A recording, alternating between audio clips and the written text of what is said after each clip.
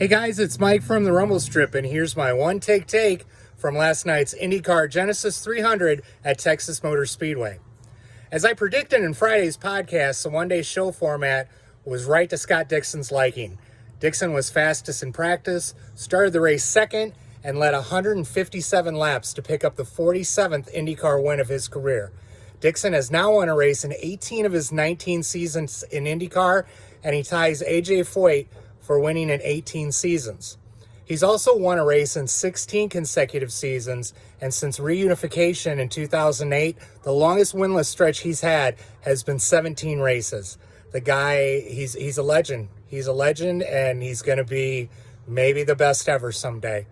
The only formidable challenge came from teammate Felix Rosenqvist, who stalked the Kiwi for the better part of the last half of the race.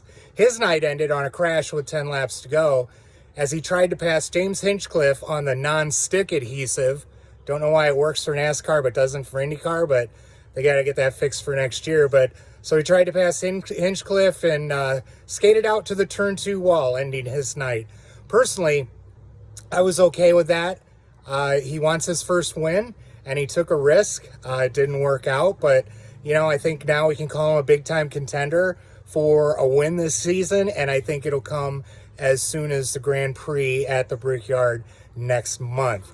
Simon Pagenaud finished second in the race, and now has 6 top 5 finishes in his last 8 events, and defending race and series champion Joseph Newgarden started from the pole, led 41 laps, and finished third.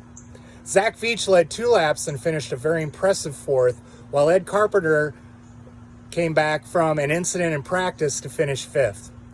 Other notable finishes include Connor Daly improving 13 spots from his 19th starting spot on the grid to finish 6th, and I really like him in an ECR car at the Indy 500 in August. He's just driving with so much confidence right now.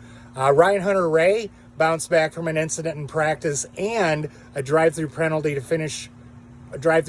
start the race to finish 8th, and Oliver Askew had a very event-free night in his first IndyCar race.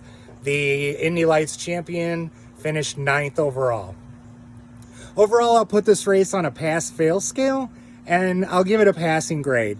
The racing wasn't great, but I think everybody did the best they could given the track conditions in the corner.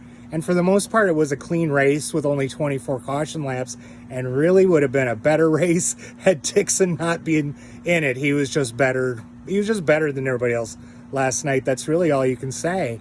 The series responded to a very difficult situation with a one-day show. All the crews did a yeoman's job, flying in that morning, working all day in the heat, getting home late after about a 25-hour day. Hopefully they get a few days to rest. And best of all, we had a safe race, mostly a clean race, couple of incidents, but everybody walked away. And we're on to the GP next month. I don't think you could have asked for more than that.